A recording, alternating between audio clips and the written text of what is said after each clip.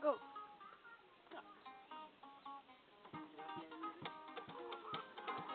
Hello, I'm Hazel.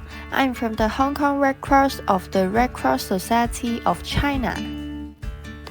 The biggest area that my national society transformed in these years is the concept and practice of advocacy.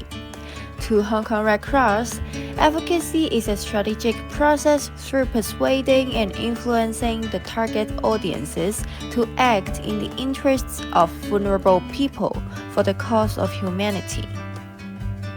We have started using this strategy to influence humanitarian action since 2020 on the topic of disaster preparedness.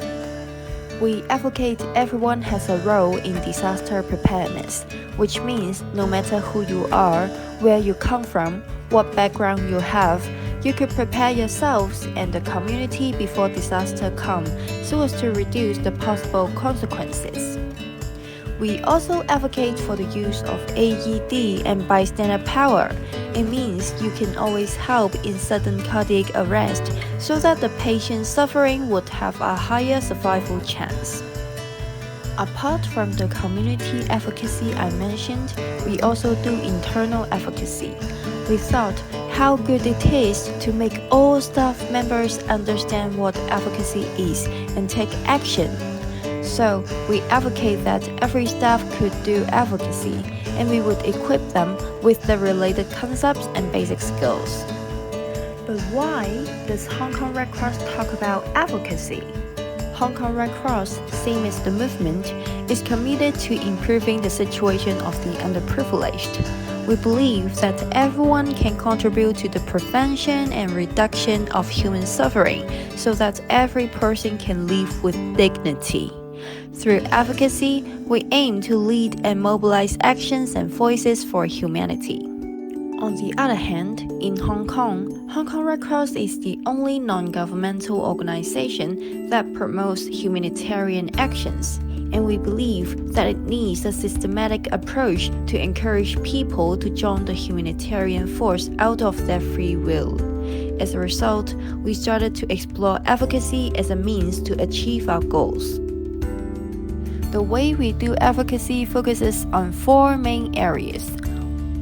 For internal capacity building, we aim at gaining internal buy-in to the advocacy messages and foster staff's understanding of how advocacy works.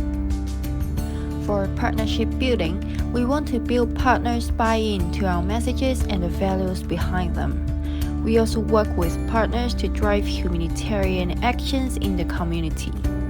Thirdly, we do public and community education by doing public talks, making souvenirs and promotion videos, and so on. We want to raise the public awareness of the issues we concern. Last but not least, we aim at bringing in the key stakeholders to echo the advocacy messages and to bring changes in policy, regulations, and value changes of the society as a whole. Through the experience of these years, most of our staff have already gained a basic understanding of how advocacy works, and we produced many public education materials, like social media posts, videos, souvenirs, which reach thousands of people from all walks of life. However, we could have done better in terms of partnership building and influencing key stakeholders. We did meet some partners to have a talk on our strategies and goals, but we need more techniques to drive people to work with us and balancing the interest of different parties. So, what about the next steps? First, we are going to form an AED advocacy working group with colleagues from other service units to have a clearer manpower allocation on the project.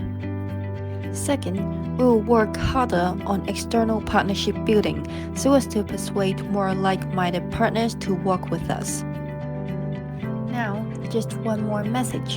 In your advocacy project, gain internal buy-in before you expand the target to the whole society.